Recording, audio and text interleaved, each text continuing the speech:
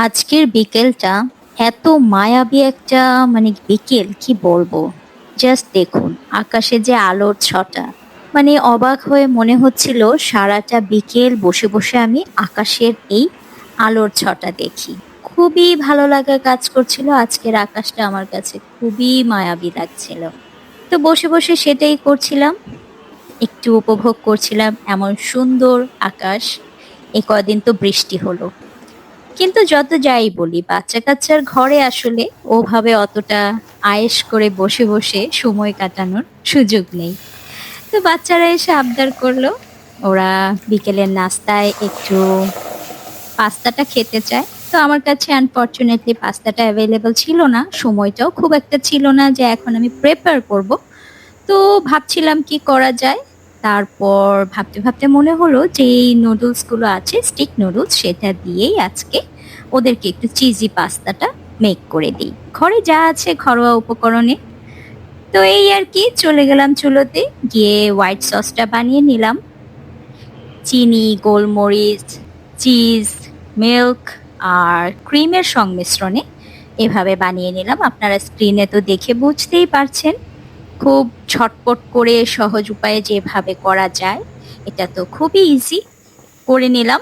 আর আরেক চুলাতে যেটা করলাম, চিজ সসটা প্রিপেয়ার হয়ে যাওয়ার পর নুডলসগুলোকে সিদ্ধ করে নিলাম। সিদ্ধ করে নেওয়ার পর একটি প্যানে আরেকটু বাটার দিয়ে দিলাম কিছুটা আপনার রসুন কুচি।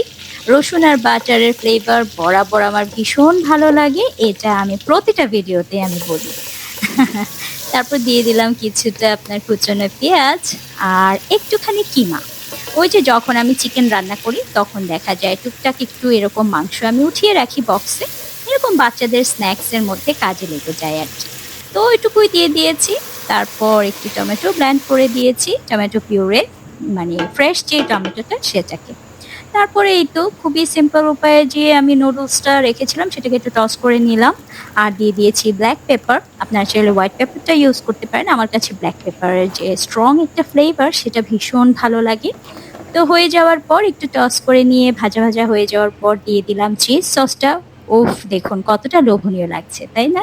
আর চিলি ফ্লেক্স দিয়েছিলাম, একটু ঝাল না হলে ভালো লাগবে না, তাই একটু দিয়েছি চিলি ফ্লেক্স। তারপরে এই তো হয়ে গিয়েছে।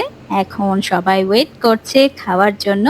তা আমি একে, একে সবার প্লেটিংটা করে নিচ্ছিলাম। চিজ সসটা দেখে নিশ্চয়ই বুঝতে পারছেন কতটা ইয়ামি হয়েছে।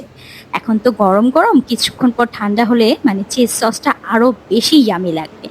তো এই তো গরম, গরম সার্ভিং করে নিলাম। চিলি ফ্লেক্স দিয়েছিলাম উপর থেকে।